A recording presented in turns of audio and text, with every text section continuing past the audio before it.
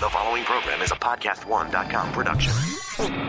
He started in a small town in Texas. Worked his ass off to become one of the most famous wrestlers of all time. We're going to take care of business tonight, and that's the bottom line. And now he's dominating the world of on-demand audio. And he's doing it for the working man. This is a damn good outlet for me to spew the bullshit off my brain. Yeah! This is the Steve Austin Show. Unleashed. All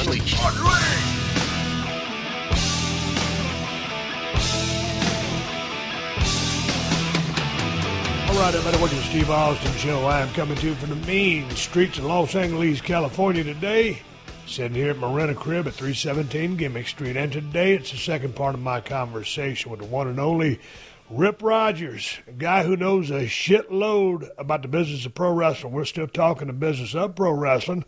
We're going to talk about high spots, learning how to throw a good working punch, and Rip's got some great stories. I always like when the guys tell stories about doing the caravan tours over in Germany, booking the Puerto Rico territory.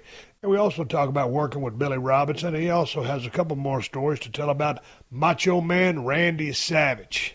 So Rip Rogers, part 2, is coming up after I get through shooting the breeze and talking about all the bullshit that's going on over here. Well, I just got back from visiting 316 Gimmick Street, my house, and it's being remodeled, and things are moving along. The painters come in there and primed up the walls. They got one of the doors in, the big-ass 3, sliding panel doors in. They got 2 more to put in. That's going well. The exterior hardware to those doors is not on the doors, so I don't know if that means we got to ship those sumbitches back. Someone's going to bring them to us. They're going to install them, but somebody forgot to order the goddamn controls for the outside of the door. So if I'm outside and I want to come inside, how the fuck am I going to get inside? If there ain't no door handle to turn or latch or whatever the hell it is, it ain't on the back side of the door. So I'll find it dandy if I'm on the inside looking to go outside and shut the door, lock everything up. But if I'm outside, I'm fucked. Now, on one hand, that would be great. It would be hard for criminals, burglars, and trespassers to break in. But on that other hand, it ain't worth the flying shit if I've got a load of steaks and shit and I'm trying to barbecue and I'm trying to get back in my crib and I can't because there ain't no fucking door handle. Well, I'm hoping my contractor can get this shit figured out because waiting on those door frames, the doors were in about 3 or 4 weeks ago. We've been waiting on the goddamn door frames to come in. So finally, the door frames come in, all of a sudden put everything on. Ain't got no handle on the outside of the door. If there's one thing I've learned in the process of remodeling, and yes, once again, this is my first remodel in my 52 years of existence on planet Earth, is that you can expect anything and everything, positive and negative, to happen. You're going to get lucky on some things, and you're going to get fucked on the others. So you might as well be ready for a little bit of both. I've been getting fucked on a lot of stuff, so I'm about ready for all the shit to just kind of ease out, good times to happen, put my house back together. I can unload my pod, put my shit back in, and start living in my goddamn house again. Other than that, shit, I can't complain much. Man, I've been spending the last few days up around the Beverly Hills area. Beverly Hills, California. Where I've been going is about 9 miles from the crib. 9 miles ain't much. But when you're driving in Los Angeles, 9 miles can turn into about 45 minutes to an hour real quick. On a good day, you can make it 9 miles in about 20 minutes. It all depends where you're going. When I'm in Texas, you always talk about, hey man, how many miles is it to wherever you're going? In Los Angeles, it's how many minutes or how many hours. And goddamn, when rush hour hits, and sometimes at the most fucked up times during the day, it's going to take you a long time to go 9 miles. And it seems like every time I'd go to Beverly Hills, for some reason, no matter what time it was, it always seemed like rush hour. And I'm thinking, I don't have a normal job. I never have had a normal job. When I was going to college, I was working on a freight dock. Then I got in the business of pro wrestling. So prior to working on the freight dock, I had summer jobs. Hauling hay, working construction, working for the highway department. So I just wonder, what the fuck everybody's doing driving around the streets if they're supposed to be at work? I don't get it. There's just too much traffic in Los Angeles. That's all there is to it. And I've got to jump back on the same shit I've been saying for a long-ass time. And you probably noticed this if you've been keeping your eyes open while you've been driving. Because you shouldn't have your eyes down on your goddamn smartphone sending text messages. And that's what I've been noticing has been going on. I keep talking about it over and over and over again on the podcast, and it just seems like more and more motherfuckers are doing it. And then today, on my way back from Beverly Hills, I didn't see just one. I didn't see just two. I saw 3 automobile accidents. One was a 3-car pileup. Those motherfuckers, you should have seen it. 3 cars, 2 cars in a van. Fucking ambulance was there. The damn sirens was blazing. And I guarantee you, somebody had their head up their ass. Somebody was sending a text message. It's just like nobody pays attention to shit anymore. I was trying to go home to Marina Del Rey, and the motherfucker in front of me, all over his cell phone, weaving from side to side in his goddamn lane. Come time for the green light to come on, just sit there because he's had his head down in his phone, so I had to lay on my goddamn arm. Not just one of those polite I laid on that fucking horn and, hey, motherfucker, wake the fuck up. I got somewhere to goddamn go. You might not have shit to do. You might be lollygagging and pussyfooting around, but I got a life to live, and there's a couple of things that I'd like to get expedited, done ASAP, as soon as possible. So get your fucking face out of your phone, mash down on the gas pedal, and get the fuck out of the way. Back it off a little bit. Got up to about 7,000 RPMs. I'm coasting again at 1,000 RPMs. Everything's good now. Breathe deeply. Count down from 5, 4, 3, 2, 1. Anyway, I didn't get into any road rage or anything like that, but it's like, goddamn. I mean, y'all look around. Are you one of those people that's driving your car down the road and you all texting and doing shit like that? Everybody's texting. You look at the shotgun passengers. Everybody, no one has a normal conversation anymore these days. Everybody's damn caught up into catching up and to seeing what the fuck's going on Facebook, Twitter, Instagram, or text messages is just it's out of this world. It's fucking unbelievable. Anyway, I always talk about this shit. I thought I'd throw it out there one more time. I'm about sick of it. I had someone send me an email a while back, and someone had invented this technology for a phone, or a particular phone, that would not work while the vehicle was in motion. They was actually asking for some, like a fundraiser or something like that. Anyway, I didn't send any money to the sumbitch, but it's a goddamn good idea. I understand you got to have some GPS functions and shit like that, but I think you ought to shut them goddamn phones down from being able to talk while you, well, not talk, but text. I don't know how you do that, but it sure would be good because there's too many sumbitches. And you got to understand, some people try to sneak that look.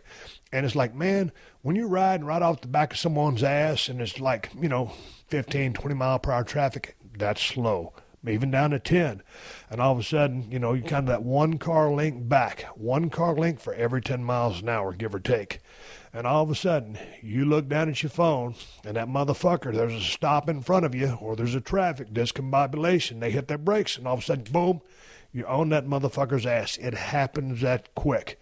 And the faster you're going, the faster it happens. You try to sneak a peek at that fucking phone, and disaster happens.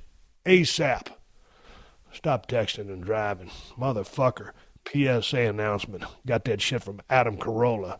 Here's a PSA announcement for you. Hey, motherfuckers, if you're driving your cars and your trucks and your shit like that, whether you're commuting to work, from work, or just taking your family on a vacation, stay off the goddamn phone if you value your life, your family's life, and everybody's life around you. You're hearing it from good old Steve Austin. Keep your fucking eyes on the road and have your hands-free device, whether it's Bluetooth or a wired headset like I wear for my iPhone, stuck in your ears, and you can talk. But don't text, motherfuckers. Fuck. Is that simple enough to understand? I'm done with the public service announcement. To all you motherfuckers out there texting and driving, go fuck yourselves. Anyway, fuck. Rip Rogers is coming up with more pro wrestling psychology tips and knowledge, and it's just in time for WrestleMania because I'm watching what the fuck's going on Road to WrestleMania, right? Everybody is. Watching Royal Rumble, Road to WrestleMania. Shit, I watched Raw, I watched SmackDown, I'm watching good shit. Man, I tell you what, I saw Mickey James throw a hell of a goddamn spin kick. Who'd you hit, Alexa Bliss? And goddamn, that's a sweet-ass spin kick. Holy smokes. Anyway, they're setting up all the angles. I'm watching all this shit going on, watching what the women on Raw are doing, the women on SmackDown, all the guys on each crew, seeing what they're doing. Love that promo that The Miz and Maurice cut the other day. I just couldn't take it anymore, is what The Miz said. And then Maurice goes over and does a mic drop. God damn, that was some good shit. Anyway, they're cranking it up. WrestleMania is coming up on, what is it, April 2nd down in Orlando, Florida?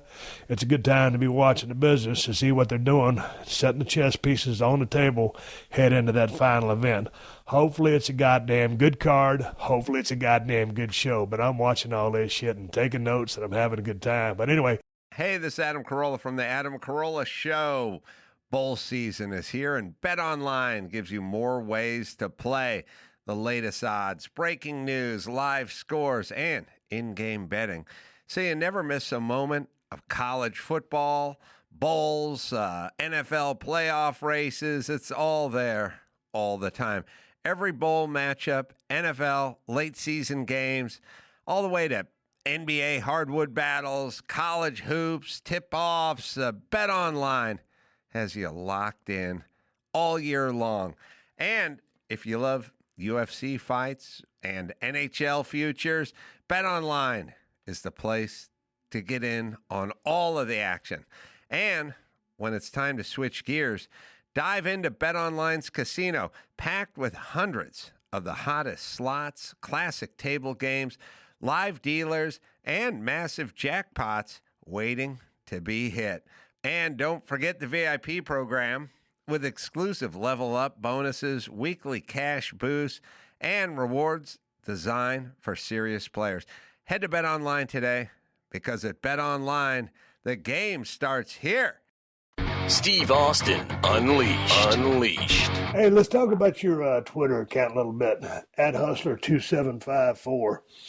I just pulled off some of the tweets that you've been sending out. You said, reaction does not mean you're over. When you're over, they put you in the main event and you draw. So let's talk about reactions and being over. Okay, now this was a rib I did. Now, Ernie Ladd was my booker in Louisiana, and he'd be in the back playing Pac-Man.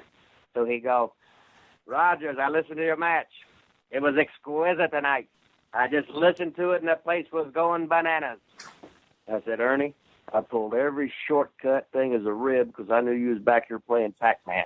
I might as well pulled my fucking dick out, gapped my fucking head or whatever. I said, that was nothing but shortcuts, and I'm back here, and I ain't broke a goddamn sweat. So you should have been watching my goddamn match, and you've been bollocking me. But as far as drawing, when you were hot, WWF came to Louisville within a matter of hours. They couldn't sell any more tickets, so they're gone. And I remember just saying, holy shit, you know what I mean? So when you're hot, you know what I mean? And then seems like now they can't draw a house anywhere. But, you know they're overexposed. They've seen the same old shit, blah, blah, blah.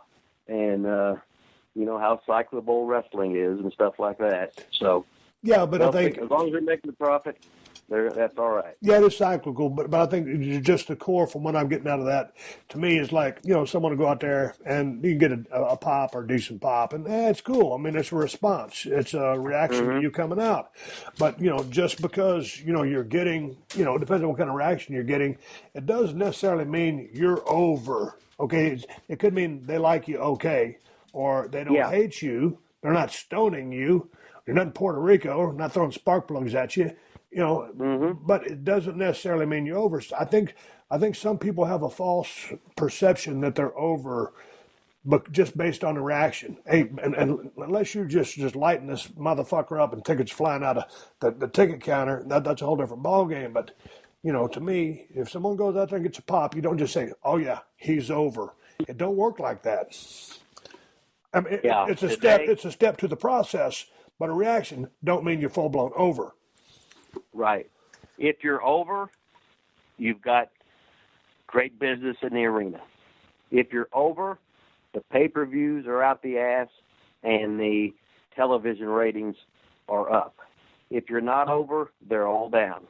Right now, nobody's over. Right. All right, Rip, you said this. Appreciate the grind. You don't become a real doctor overnight. Same with being a real pro wrestler. Embrace the grind. Just thinking how hard it is to be a doctor. All those hours of college, medical school, internship. Now you're a rookie doctor. And I don't want that young son of a bitch operating on my knee. I want that old fucker that's done 70,000 knee operations. Even though his hands can't do it, he can have them glasses on, he can see, and he can still lead you with that young, firm hand. But I want that old guy taking care of me. Now, I don't want no young guy, because this other guy has had how many knee operations? He's had all this failure, and he's known how to overcome it. And wrestling's the same way. You need, it's like in the territory days, you could have 340 matches in a year with no big deal. Yeah. Got the big indie stars are trying to get 8 in a month. You know what I mean? Against more indie guys. So how can they get pushed to get better? So when I started, I'm in my 20s, and I'm working with 40 years old every night, and they're showing me how to do this shit, how to survive, how to make it easier, how to protect each other. If my legs hurt, what's he do? If his shoulders hurt, what do I do? So I know how to protect every body part without trying to make it look that way. Talk to me about this one, Rip. Play to your strengths, not your weaknesses, or make your weaknesses your strengths. Either way, it's on you, nobody else. That's right.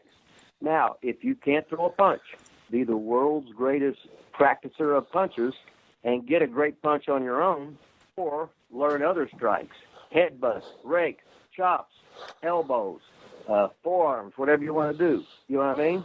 And as far as your stuff in the ring, have you ever come off the top rope? A few times I did. Okay, and I did a knee drop off the top once, and I said, I'm never doing this again. That one only took me one time to figure that one out. So if you learn 6, 7 things to do well, just do them, and that's it. And people will buy that because it's fucking solid. You're not trying to be the master of 1,000 holds. You're not Dean Malenko. You're not Dory Funk Jr. or Jack Briscoe. You're solid. You're a solid performer with nothing but goddamn basics. But the thing is, they believe in you. They believe in your character. Yours is a contest. You're out there with goddamn emotion. You're ready to kick somebody's goddamn ass, and they believe in it. What would you tell your guys or your girls down there at OVW how to practice their working punch? Because I've heard different people use different methods. What were yours? Well, throwing a punch is the hardest thing to do that there is in a wrestling business. And the taller you are, the harder it is. So when you got those long arms, and I grew up with Memphis wrestling, and I didn't really like it because they threw too many punches. Hell, there might be 60 punches in a match, it would seem like. But there wouldn't be a mark on the guy. So I said, no, one jab sequence and one nice big right as a heel. Then when the baby face can retribute later on, he can do he can do it to the heel later on. Because I remember one night Buddy Landell said, he punched me so many times in the corner. I said, Buddy, there's not a goddamn mark on you. Why would you do that? I said, you can do the goddamn rhythm thing and whatever and get him counting with this and that, but the punching thing, Jesus Christ. And then you walk out there, and now here I am still protecting the business like I'm a mark. You know what I mean? Yeah. So no matter what, I do phony wrestling. I just try to make it not as phony. But the ways of practicing, but it is so hard to do, and most of the guys can't do it. They're too lazy to do it. And it's just so hard, and most of them don't have enough willpower and gumption to get out there and practice it. But I've heard some guys practice on a door, the corner of a door jam. Some of them hang pie plates. What would you tell your guys to do if they don't have an actual person that they could practice with? Okay, we got a shower curtain, and we got a towel hanging off the towel rack, or we got the curtain and the towel rack is Danny Davis. He practiced on the nail, so you learn to measure very quickly with that. Yeah. Okay, you said WWE is not looking for a copy of HBK, Taker, Jake, Stone Cold, The Rock, Savage, Hogan, Piper, etc. They're looking for new stars and new gimmicks. Yeah, that says it all right there. Nobody, you guys didn't copy anybody. You guys were originals. So let's tweak something else and figure something else out. Because then again, you're just looked upon as a Stone Cold reject, a fucking Hogan reject, a Savage reject, a Piper reject, or whatever. Be something fresh. Be something new. You're still wrestling, and there ain't going to be another Dusty Rhodes. Nope. But you can go out there and create your own character and go from there. Yeah, I think that's real short-sighted when someone says, hey, man, who's going to be the new Shawn Michaels, with respect to, I think he's one of the best performers in the ring I ever saw. Who's going to be the next Undertaker? Jesus Christ, and to your point. That gimmick and him are like, peanut butter and jelly. I don't know if anybody could have taken that gimmick and made it into what they did. And then Jake or Stone Cold or The Rock, say anybody, those people. I hate when people say, "Oh yeah, when is it going to be?" Okay, let's talk about who's going to be the next Cena. I love John Cena. They're not looking for the next John Cena. They're looking for the next whoever it is. Not like when I got out, they were looking for who's going to be the next Stone Cold. No, you're not looking for the next Stone Cold. Don't put everybody in a box. Just look for whatever the next good thing is or the next great guy and gravitate towards them. I don't want them to, if they were inspired by 10% of my work or some of The Rock's or some of Sean's or some of Buddy Rogers or anybody. But they're going to be a unique entity in and of themselves. The next draw, whatever. But I just hate to see people boxed in and get labels as who's going to be the next so-and-so. Just go out there, let the chips fall where they do, and try to be the best you can be. You know what's so funny is like when I'm breaking into business and in my mind, I did nothing original, and you probably didn't either. We're all copying somebody of somebody we saw. It just comes off different when we do it with our style, our flair, the way, how coordinated we are, how athletic we are, or whatever. I'm doing my Jimmy Valiant this, my Dusty Rhodes that, my Dick the Bruiser this, my Fritz Von Erich Claw, whatever I'm doing, right? And I'm just imagining them as I'm doing it. As I'm a little kid or fucking adult. Right. Here we go. On to the next one. Okay. Rip, there was a picture on your Twitter account. It was you and Billy Robinson 40 years ago in Detroit Cobo Hall working for the Sheik. I remember that building well, and I always loved working Detroit Rock City. It was a good town for me. Tell me your thoughts on Detroit working for the Sheik and the illustrious Billy Robinson, a guy that I never got a chance to meet. But God dang, I sure like watching that guy work. Yeah, he was phenomenal.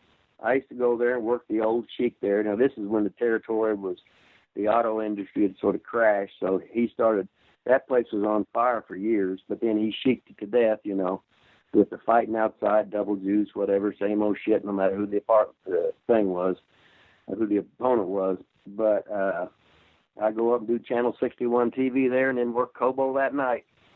And, he'd bring in all these top stars and everything because they was strictly NWA. So he held on for years, and then when I was with the Papos, he'd come in and work for us. So, because they knew the Papos and everything. But the Sheik was the Sheik. Hell, I was still scared to death of. Hell, if he was still alive, I'd still be scared of him. he was a real character. You know what I mean? He was just a real character. And I believed in them sons of bitches, no matter what. No matter what, I was a little kid. He was the Sheik. That's all there was to it. Hey, was Billy Robinson a pretty salty guy? Would he take advantage of you in the ring or just shoot on people? I mean, with the catch wrestling and all that shoot stuff he knew? Well, he was so talented and so good, and a lot of Americans, we weren't very good. You know what I mean? So he could do whatever he wanted to with you. You know what I mean? And some guys might go out there and roll around and just have some fun with it for a while. But if he would have done anything to me, I'd have just screamed, "I give up," right away, and that'd been the end of that. I was going to get to a tweet later on. You said you were working with somebody, and you just started yelling, "You give up, you give up." Who was that you were working with? Oh, Gene Anderson. Yeah, Gene and Ole. Yeah. What happened on that occasion? Well, it was just Gene fucking with me, and he really fucking clamped an arm bar on me, right? Yeah. On my elbow and hurting me. I'm looking at him like, is this a rib or what? And he's just fucking laughing and snarling, ha, ha, ha. I said, okay. Ronnie West is a referee. I said, Ronnie, I give up. He says, what? I said, I give up. I start screaming, I give up. He dropped that subbitch so fucking fast. Oh, he said, tag me in there. I said, oh, you want me to? I said, you want me to beat? He says, don't do nothing to Gene. He might have a fucking heart attack. And I said, I know, but why is he being such an asshole? That means he likes you. Well, fuck, I want him not to like me then. He's hurting me. I said, oh, you know I don't know how to fight. What the hell's the matter with you? What was your deal if a guy was being too snug with you, Rip? Well, when I was young, I didn't know if he was anyway. I just thought he was a shit. You know what I mean? And then as he got older, if he hit me hard, the first one was a accident. He hit me hard again. I said, okay, it's 2-0, so that I would make it 3-2. Yeah.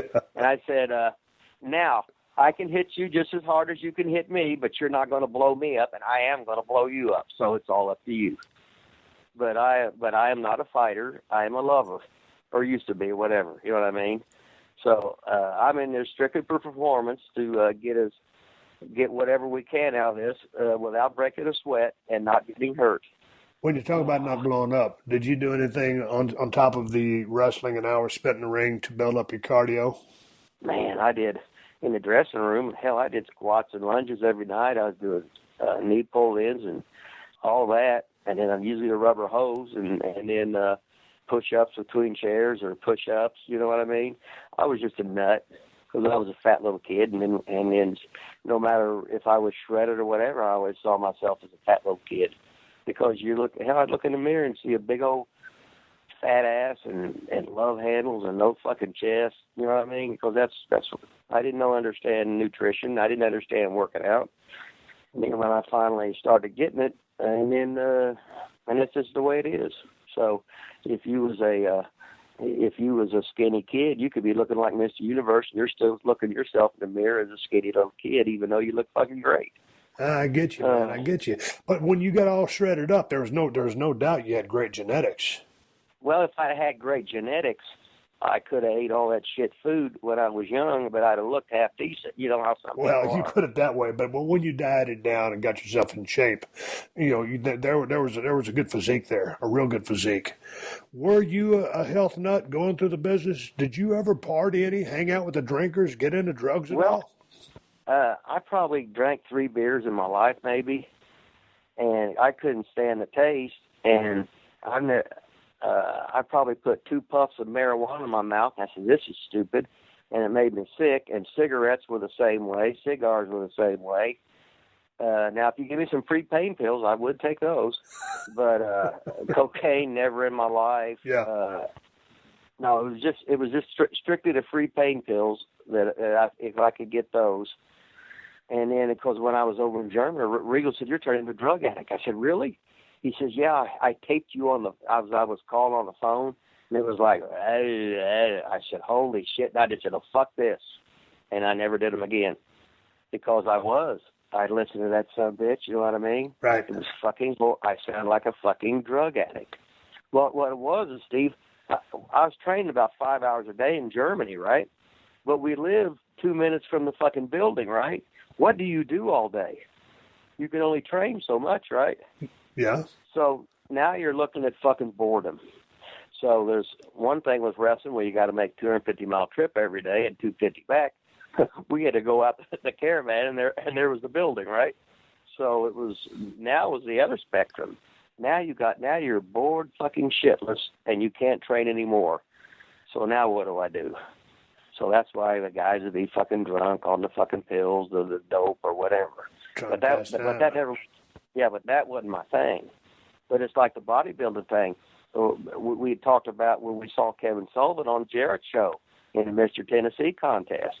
And Randy saw that, and he got me, and all of a sudden he started pushing me and him to get in contests, So I got in 12 and 18 months, which is fucking impossible. That's my obsessive compulsive. So I ended up winning 2 with no steroids.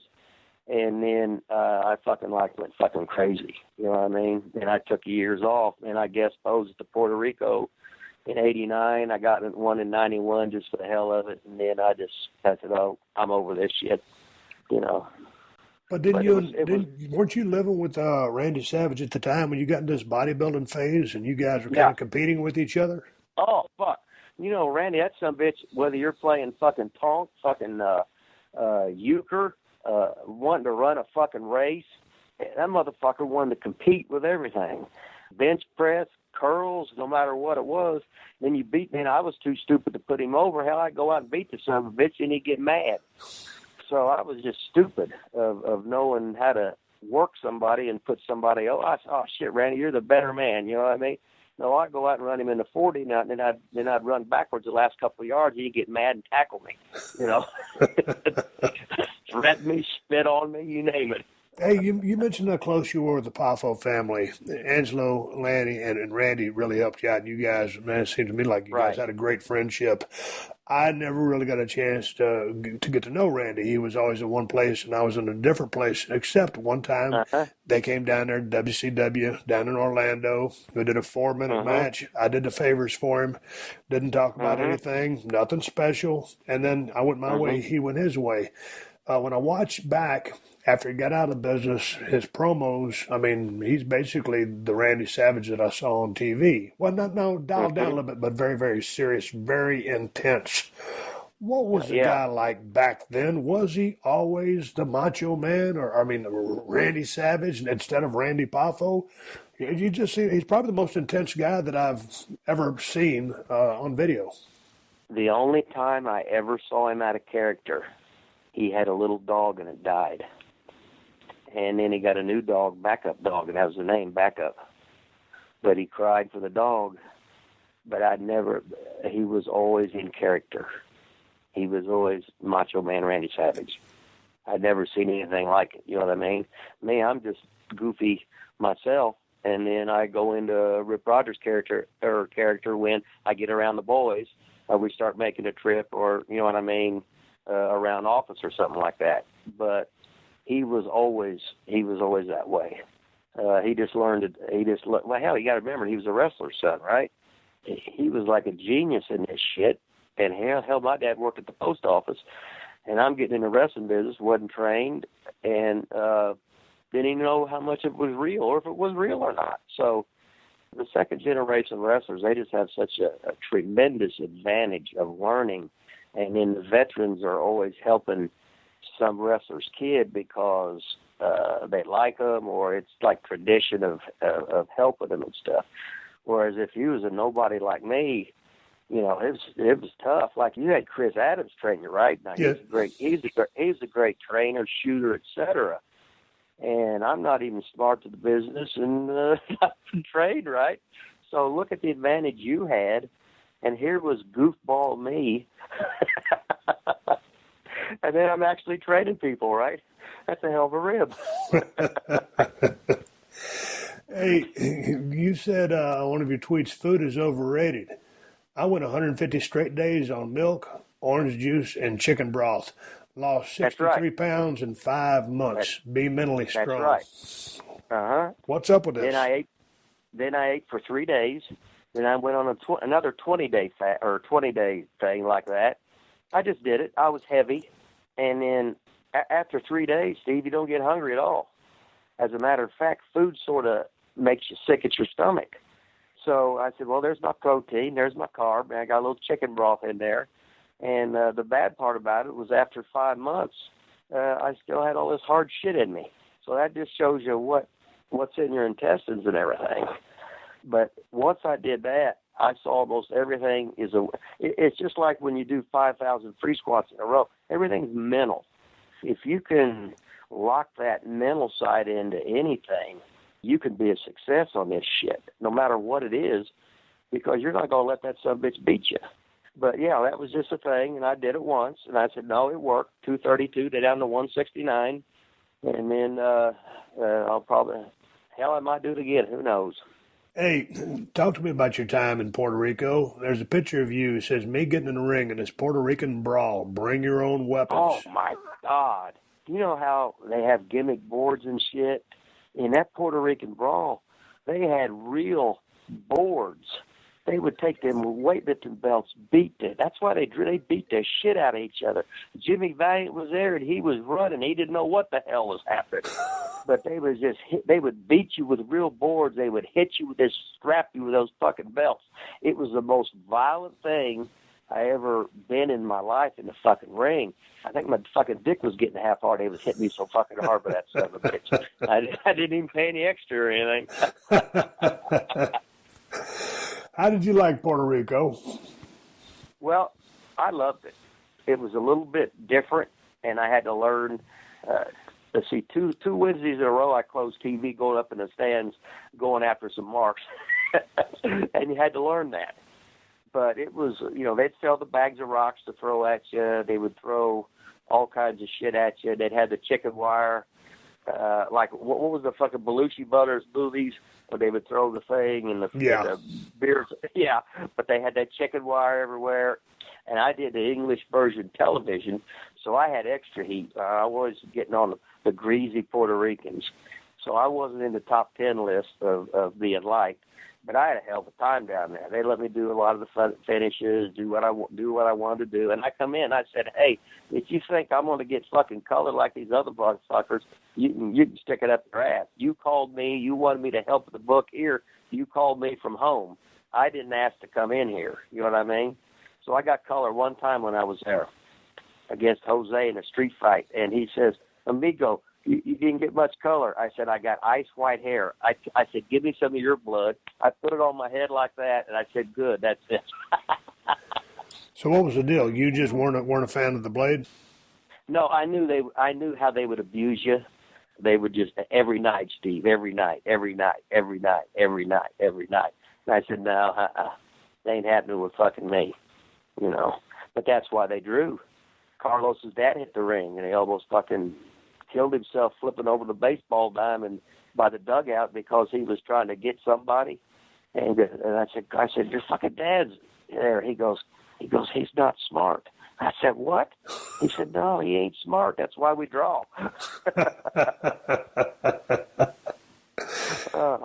So how did you get in position to have part of the book over there, or the book in general? Well, it's like I was sitting at home. I was getting ready to go in the Maritimes for I'd worked the Maritimes 4 different times for Emile Dupre. You get a guarantee. It's very laid back.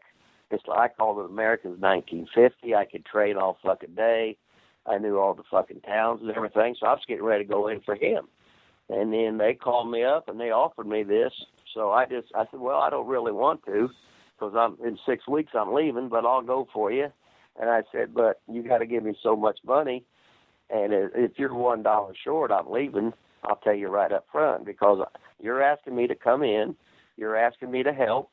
And I said, I ain't going to the goddamn office. If you want to do that, that's fine because I don't really want to go there, But that was it. So that's like when I went in for Bob Geigel. And I started laughing because I had to give Nick Bockwinkel a finish, right, because they couldn't get one. So here I am laughing. And I'm giving the great Nick Bockwinkel a finish, like shit in my pants, right? And I'm like a little kid in a fucking candy store, Did you cross paths with Eric Embry over there? No, I knew Eric from when he worked for Don Pruitt in around Louisville, Lexington, in Kentucky. Randy had his last match in his hometown. I think it was Irvington or around there before Eric got in the car and drove all the way to Vancouver to go work for the Vancouver office. I think it was with Gene Kaniski at the time. But Eric was a little heat-getting son of a bitch. That motherfucker knew how to work. He knew how to get fucking heat. He could make those people hate him. He was good. He was good. He was on the podcast a couple of times and had some great stories from Puerto Rico. But hell, I just remember him from down there when I was just first getting into the business. He had the book, and Chris was kind of writing our storylines, and so he would just approve it. But he was always really, really good to me. And he was a guy that when you listen to him talk, he knows his shit in and out. Yeah. Hey, let's talk about some referees. It was always great to have a fantastic ref like Ronnie West, Nick Patrick, or Fonzie in your match. God. You knew they would help if need be. I love talking about them good referees. Yeah, so I tell everybody, I said a great ref could save a shitty match, and a bad ref can kill a great match. So, they're always putting people in as referees, and they're not ready to be in there. And you got guys like Ronnie West or Fonzie was good like that. Yep. Nick Patrick was good like that. They could lead you, you know what I mean? And if you got stuck, they could help you. And a lot of it was just ex-workers themselves that had worked for 20 years and then became referees or whatever. But these guys, A, they know the business inside and out, and B, while we were lucky to work one show a night, hell, they might be having 6 matches that night at the show. They might have them all, right? So look at the experience they got of getting in that ring, of seeing everything, learning all these angles, seeing everybody's fucking style, seeing how everybody calls fucking spots and everything. And the ref is the most important part of any show. That's all you can say about it. And Nick Patrick was Jody Hamilton's son, a part of the Assassins, a hellacious tag team. So, I mean, obviously he was second generation. Whatever happened to Nick Patrick? I don't know. I guess he was still there at WCW, and then I have no idea what for sure. But him and Regal and Max Payne, they all played that music with the Armstrongs. Remember that? Yeah. When they had the band thing and was making an album or something like that, because I'd go stay at their house a lot of times when I'd come in for TV, and but I don't know what Nick's doing. But yeah, when I got fired out of there, I left, and he was still a young man at the time. Obviously, that's been 20-some-odd years, but hell, I never knew what happened to him. But here's one I had to ask you. There was a picture there on your Twitter account in Nashville in 1978. I got to drive Andre the Giant around in a van with mattresses in the back because he was too big for seats. Drink and fart. Talk to me about riding around with the great Andre the Giant. Well, I'm just a fucking mark, right? And I'm like, yeah, you got to drive. Hey, Disco, you got to drive the Giant around. Okay, Nick. So there he was, this big old empty van with no seats in it and 2 big mattresses, right? And they had all this beer in there for him. And all he did was drink fucking beer and rip these fucking farts. So I wait till he's fucking looped, and I get on with talk about that big head, that big hands, that big feet.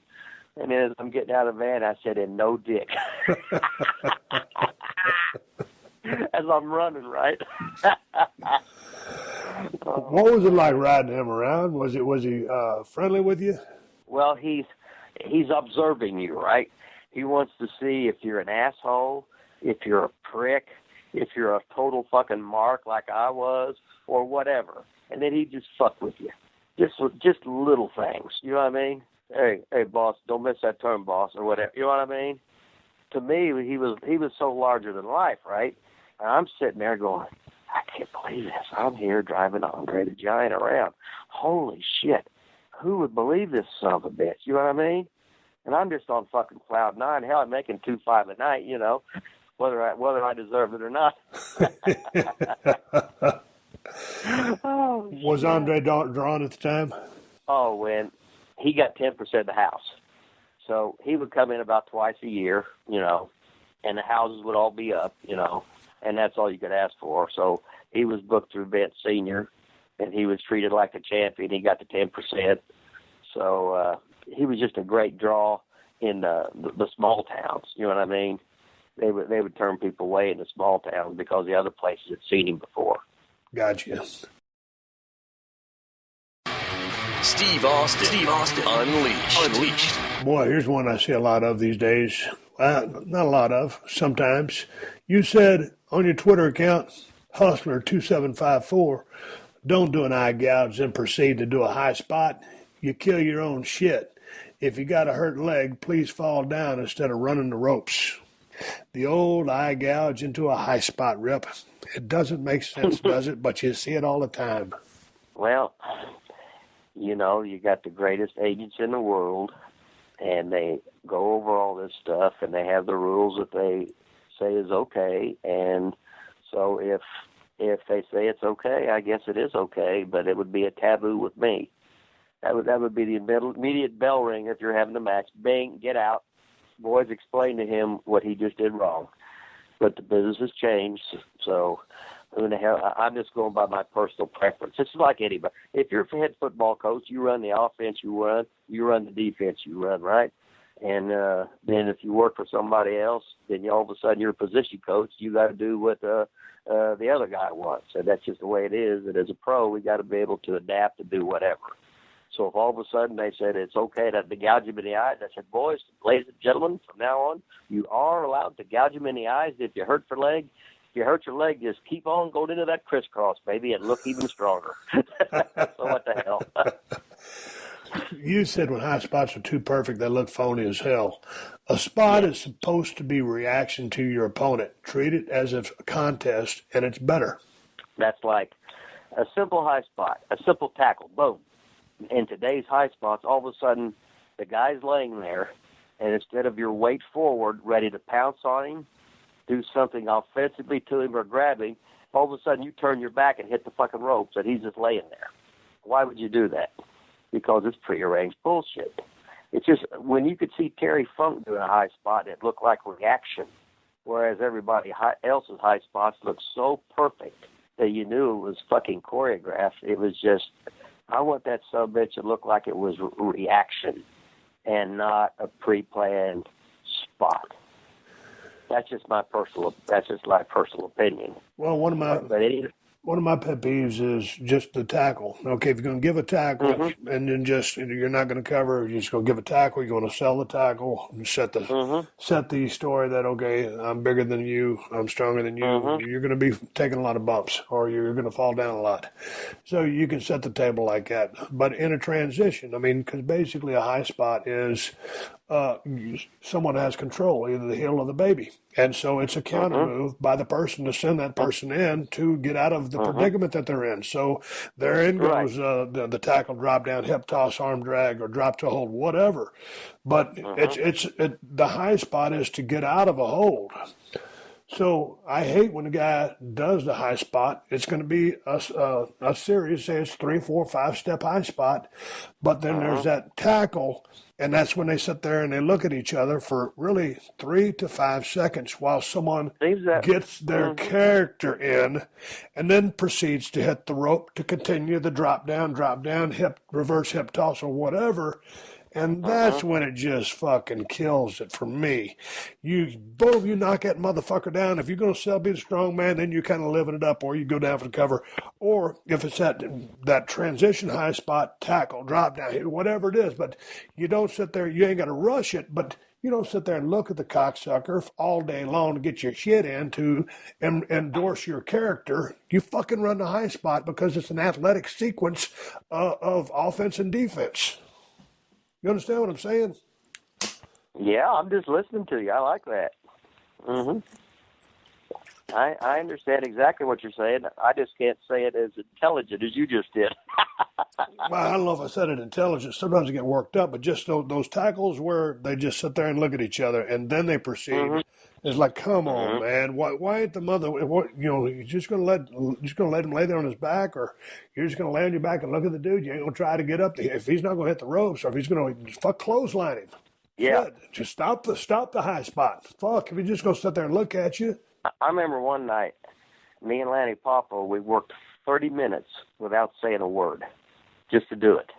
And if he had a headlock, I shot him off. I dropped down early, right? I would telegraph everything, and he would counter everything. And I started laughing, and because Garvin would have a 30-minute match, and he'd never say a word. He didn't do high spots. Or if you just shot him off, he would give you a tap or whatever. It was whatever was there, right? Right. And you'd telegraph something a little bit, and guys could get it. And he was just so good. He goes, "That was good, guys. I watched it. You didn't say a word, did you?" I said, "Nope, just like you." He said, "That was really good." But so it can be done. Because I was always trying to just do stuff a little bit different, you know what I mean? But and Garvin really did any spots except a fucking tackle or a tackle, and he'd slam you or whatever. Right. And he was 5'7", and hell, I said, Ronnie, I've never seen you take a bump in your life. He says, as you get older, first they teach you to bump for safety. Then as you get older, you take a bump like it's realism, which he did. He would land on his side, go to a knee, and it wasn't a flat back, or he didn't attack the mat or something. It like he got knocked on his ass. Like boxers, when they get punched, they don't take a flat back, how they would crumple and go to a knee and wibble wobble and stuff like that. So it's nice to see how your work changes as you get older. How even though you're older, your stuff just looks more. It looks more real when everybody else is doing all this athletic stuff, taking all these bumps and everything and these great bodies. But people half-ass believe in yours because it's the old thing of less is better. Is Right. all it is. And that's the hardest thing in wrestling is to slow down, and less is better. And usually probably until you're 40, you're not going to get it. So I remember when I was 38, I tore my quad wrestling over in England, me and Regal. And I used to fly like a fucking nut just to do it because I said, I'm going to do it till I can't. And then I tore my quad, and all of a sudden I'd climb that top rope to dive to the floor, and I'd say, ref, count me down, or have the baby face back away. Because I ain't jumping no more. Yeah. That fucking quad might, boom, my whole leg might go, right? I said, fuck that. You said wrestling's kind of like being a quarterback. By the time you're 40, you get it. But by the time you get it, you're too old to really make the most of it. That's it, isn't it? That's it in a fucking nutshell. Just think how athletically gifted you are at 25. Can do all this shit, all these bumps, in shape, can do everything, but you don't really understand it. Then all of a sudden you're 38, and now you understand it, but you've got a bad knee, you got a bad shoulder, your fucking hemorrhoids fucking bleeding, your fucking neck's fucked up, your fucking ear where Bobby Eaton, that cocksucker, punched me when he was 17 and busted my eardrum, and it still pops, which I remind him of every time I see him. Frisco, I'm sorry, Disky, I'm sorry. Bobby, why'd you punch me in the ear? You did that on purpose. No, I didn't.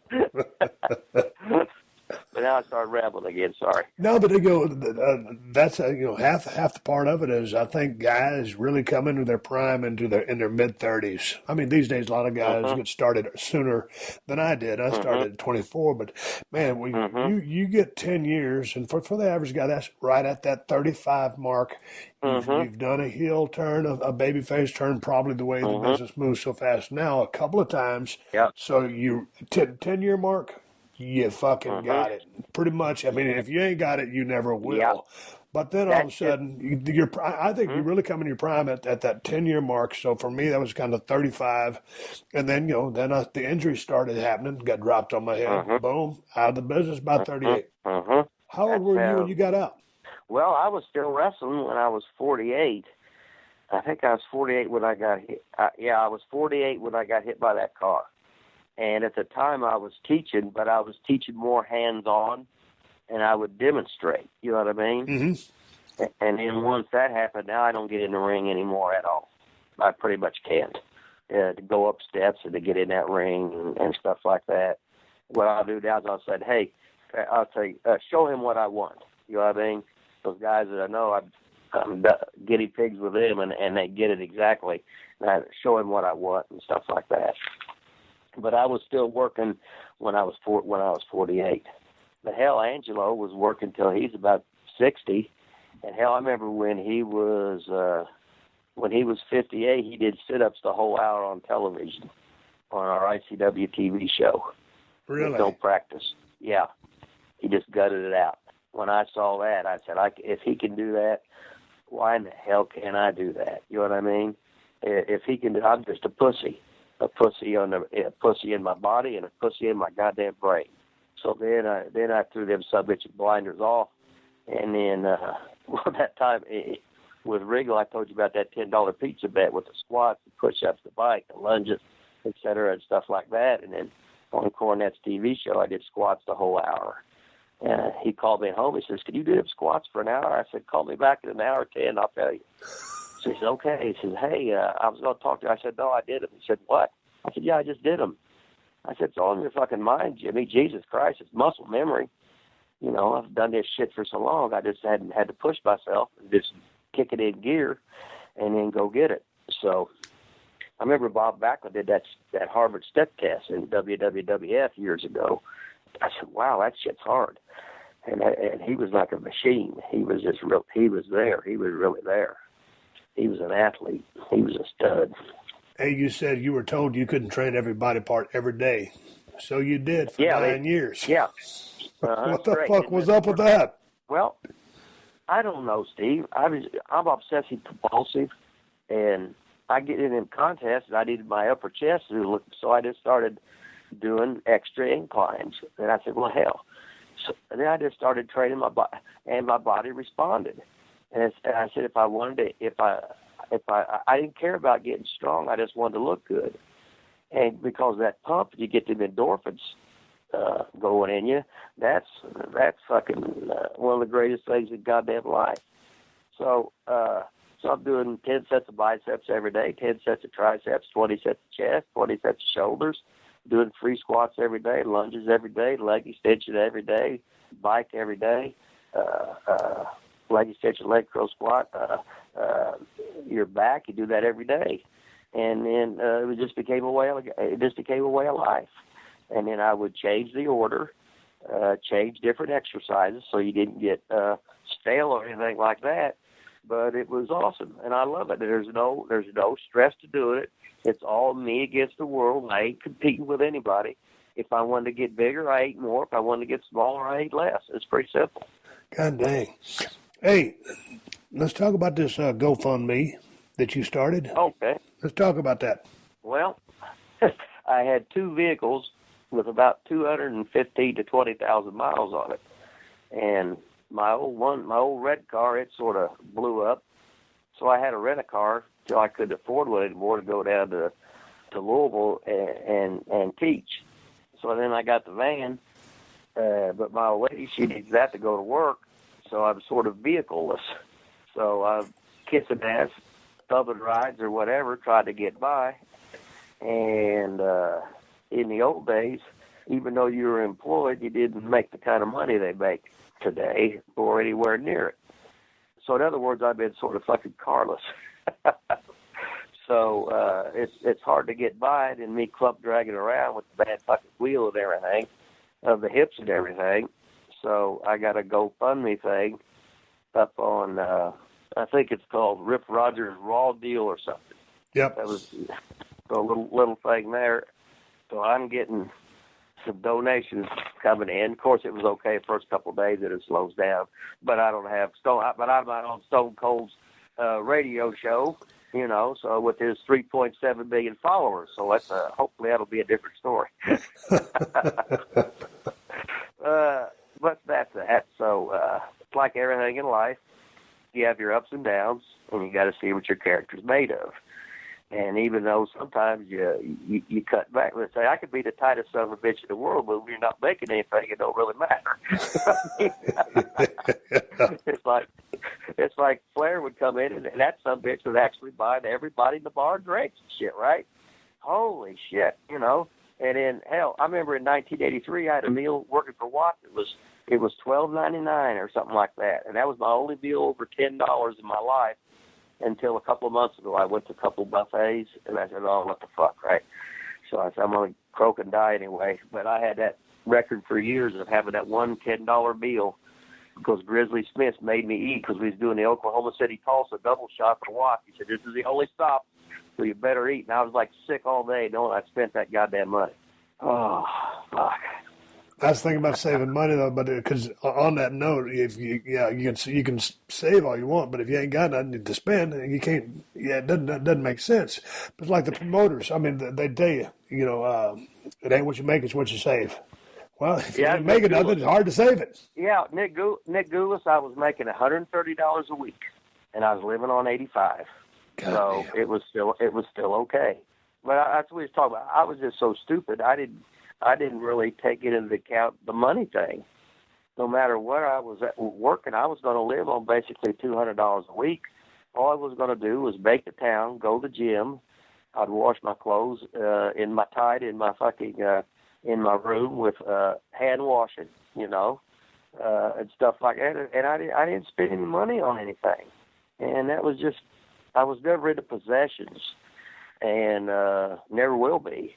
Never had a new car in my life. I just looked at it as a car or something to get me from point A. Remember, in the wrestling business, you used to have a car and a phone, right? Yep. You always had to have a car and a phone, and nothing else really mattered. So now I lost my car. So, and I ain't in jogging shape. So anything would be given. I'd sure appreciate that.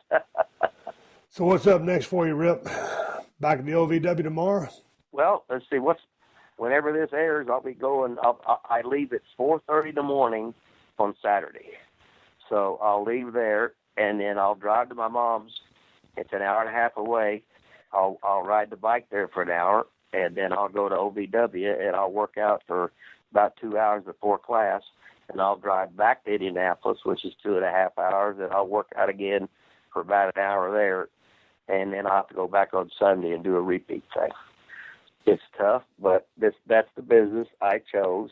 I love the wrestling business. The wrestling business is pretty much families and personal life.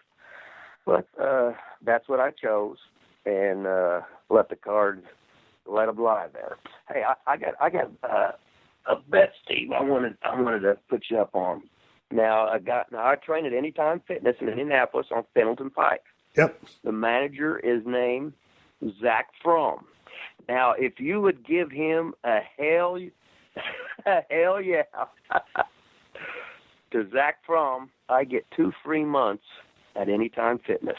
Zach Fromm, you son of a bitch, to Stone Cold Steve Austin, give you an old hell yeah. Down at Anytime Fitness. Take care, Rip. I'm going to come down there, stomp a mud hole in your ass, and walk it dry. And that's the bottom line, because I said so. How about that? That's fucking beautiful. That's one of the greatest of all times right there. Well, shit. Goddamn, Rip, it's good catching up with you. You're the man. What can I say? No, dude, I'm just doing a little podcast. It was good talking to you. I always enjoy talking to people about the business and watching your Twitter account, Hustler2754 Rip Rogers. If you're in the business, want to learn about the business, think you know about the business, but you have any interest in it, follow Rip's timeline. He tweets out some good shit. It's common sense stuff, some of the shit I never even thought of. A guy's been around the horn for a long time and knows what the fuck he's talking about. So I just enjoyed talking to you, Rip. Well, Steve-O, thanks a lot. God bless you, babe. All right, everybody, give me the go-home cue. It's time to wrap up his podcast and ride off into the sunset. I just got a text message from my contractor. Another problem with one of them damn goddamn doors, so I got to go see what the fuck's going on. So skip the video. I got to go see what the fuck's wrong with my crib over there.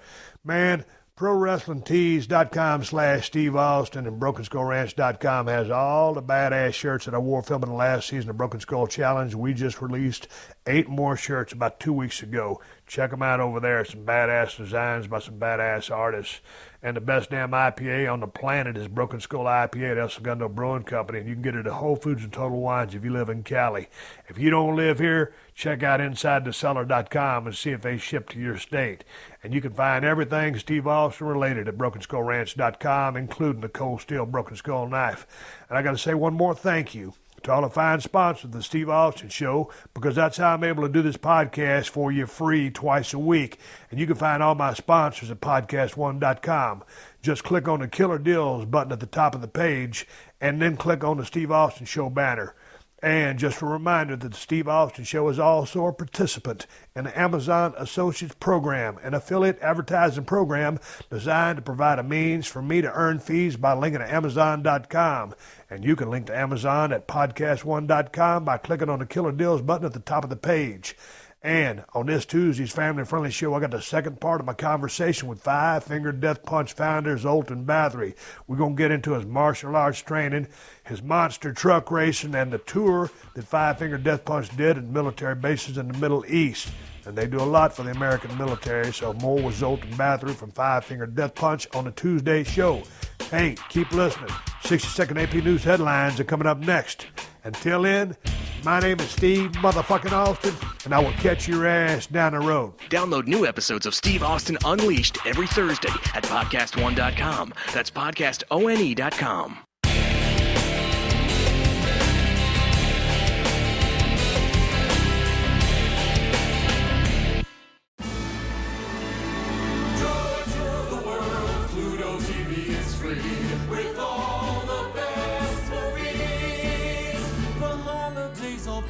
So if you're feeling frugal, stream Pluto TV, stream Pluto TV, stream Pluto TV for free. Stream blockbuster hits like 21 Jump Street, Ted, The Expendables, and so much more on Pluto TV. Stream now, pay never.